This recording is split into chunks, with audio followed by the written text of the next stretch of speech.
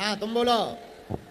गुरुजी, मैं आपकी बनारस वाली बिटिया, और मुझे आपसे कुछ बताना था कि जैसे आपने बताया था कि सन्यासी बाबा को जब भी आप बुलाव में आते हैं तो सच में मैंने उनको कई बार अनुभव किया है। और मुझे आपको ये बताना था कि मैंने रक्षाबंधन के दिन सन्यासी बाबा की फोटो पे राखी बांधी थी, और मैं 4 दिन तक बस इसी चिंता में थी कि उन्होंने राखी स्वीकार की या नहीं की। और मैं इन्हें इतनी चिंता की कि 5वें दिन सन्यासी बाबा मेरे सपने में आए और उन्होंने बताया कि मैंने तेरी राखी स्वीकार की है। मेरे सामने एक अंधेरी दीवार थी, उसमें से कलाई निकली और मैंने उस पर राखी बांधी, बट मुझे उस कलाई के दर्शन नहीं हुए। और फिर थोड़ी देर बाद मैं उसी अंधेरे की तरफ सन्यासी बाबा चिल्लाते हुए मैं भागने लगी।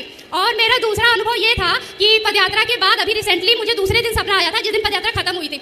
मैंने उनसे बोला था कि सन्यासी बाबा, अगर आप मुझे थोड़ा सा भी प्रेम करते हो तो आप मुझे बस एक बार बिटिया कह के बुला दो। और मैंने जिस दिन लास्ट पदयात्रा थी, मैंने उस दिन मतलब मैं डेली 21 हनुमान चालीसा करती थी और हवन करती थी पदयात्रा की सफलता के लिए घर से ही।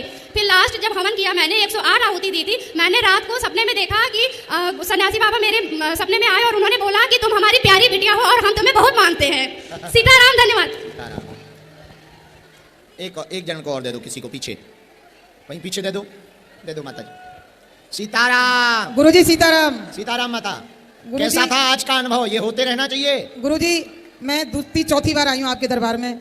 दूसरी बार आई थी, मैंने मन में सोचा मेरी अर्जी लगनी चाहिए, नहीं लगी। आप मेरे सपने में आया, आपने मुझे अपने बगल में बिठाया। गुरुजी बहुत बढ़िया, आशीर्वाद।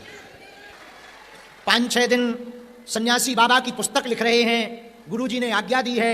सन्यासी बाबा के ऊपर पहली बार पुस्तक लिख रहे हैं, उसका नाम है मेरा सन्यासी।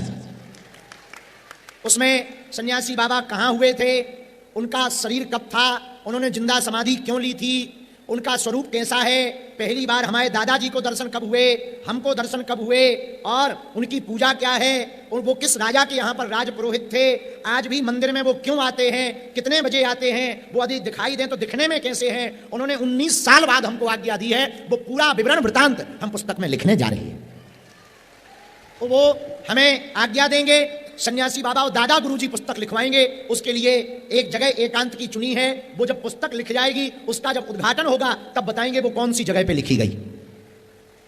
फिर वहां से हम मुंबई सनातन मठ जाएंगे, वहां 2 दिन मठ में रुकेंगे।